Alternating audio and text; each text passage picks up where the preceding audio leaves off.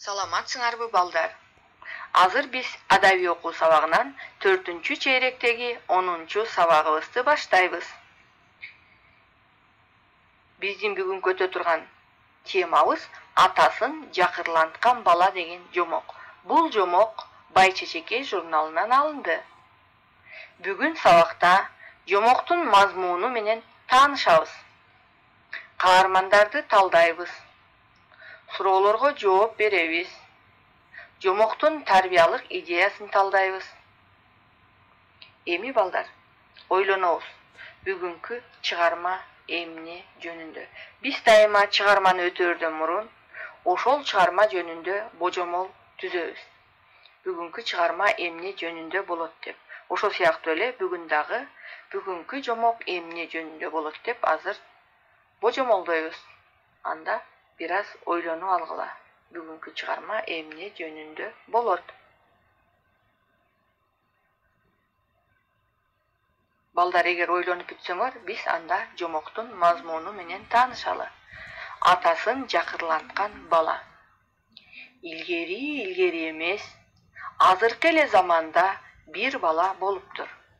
Ал ата энеси менен бир кыштакта жашачу. Чакан үй бүлөнүн колу малдан кур болбой, орточо тиричилиги бар экен.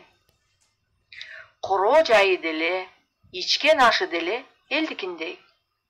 Бир гана элдикиндей эмес, жалгыз уулу боло турган. Ал бар болгону кызылдай жалкоо, эринчек. Элге зыяны жок болгон соң мейли да, дээрсиңер кээ бирөөңөр. Бирок анын зыян кесепети элге аябай тийди. Кантип? Энеси байкуш күндөй ыйлактайт. Садagaң болоюнум. Туфлиңдин боосун чечип кий. Апкытын айырып бүтүрдүң. Балдар, ушул жерден сөздүк ишин жүргүзөлү. Апкыт деген сөз бул бут кийимдин арт жагы апкыт деп аталат.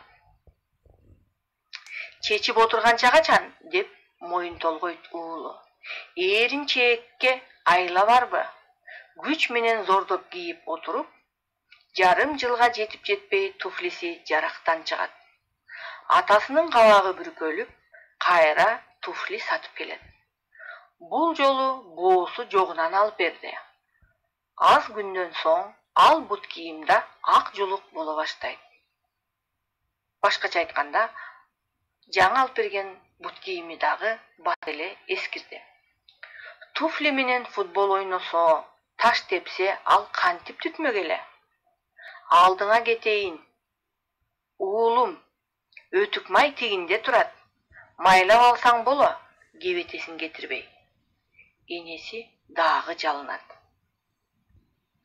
Майлап отурмак белем, деп ыңгыранат уулу адатынча. Буга китеп дептер сатып беребизби же ай сайын бут кийим менен шым көйнөк сатып беребизби?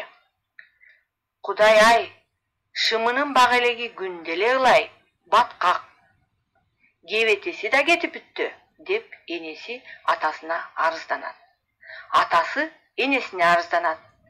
Көктөмдө туулган эгиз козунун убалы да ушунда. Бай болгур.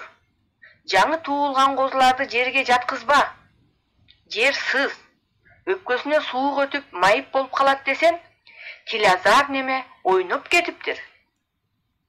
Балдар, Тилазар деген бул тил албаган бала деген сөз. Башкача айтканда, атасынын малды кара дегенинде карабай ойноп кеткен.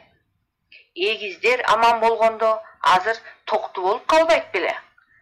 Айтор чыгашанын эле үстүндөбүз. А былтыркы музоочу?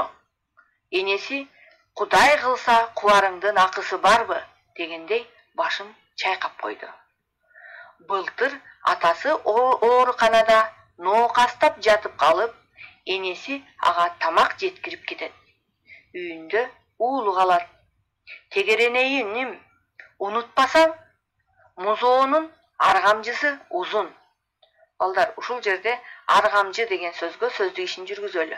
Аргамжы деген бул аркан деген сөздүн синоними. Ойноок неме чалынып өлбөсүн. Тез-тез карап кой, уктуңбу? Деп улам эскертет энеси. Уктум, дейт уулу велосипедин минип жатып. Өлүп эмне? Өлмө келиппи музоого? Энеси чыдабай ооруканадан тез эле кайтты. Уулунан дайын жок. Айтканындай эле аргамчыга чалынган музоо тырайып жатат. Мойнуна оролгон жиптен бошоно албай муунуп калыптыр. Улгая түшкөн ата-эне баштарын төмөн салып, капаланып диванда отурушту. Биз да алардын муңайган маанайын көрүп ойлонуп калдык. Адам үмүтү өчпөйт эмеспи?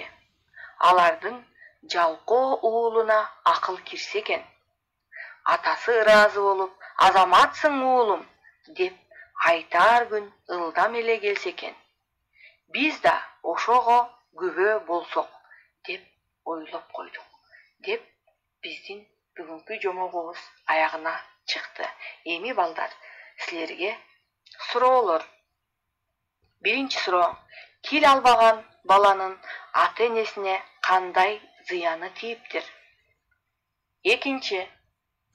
Анын жалкоолугун эмнеден улам билсе болот? Үчүнчү. Жалкоо, тил албас бала бир күнү акылына кирет деп ойлойсуңарбы? Төртүнчү. Ата-энени кантип жакырлантууга же байытууга болот? Бешинчи. Жомоктогу баланын кебетесин, кийимдерин сүрөттөп айтып бергиле. Алтынчы. Балага мүнөздөмө бергиле. Жетинчи. Жомоктун тарбиялык идеясын аныктагыла. Сегизинчи. Жомоктун мазмунуна туура келген макалдардан тапкыла. Эми балдар, сабагыбызды жыйынтыктайлы. Мен силерге кичинекейиңерден ата-энеңердин, улуулардын айткан акыл насаат кептерин туура кабыл алып, акыл эстүү, адептүү болгула деп сабагымды жыйынтыктамакчымын. Эми силерге тапшырма. Жомокту көркөм окуп, берилген суроолорго жооп бергиле.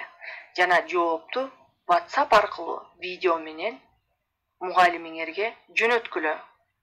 Анда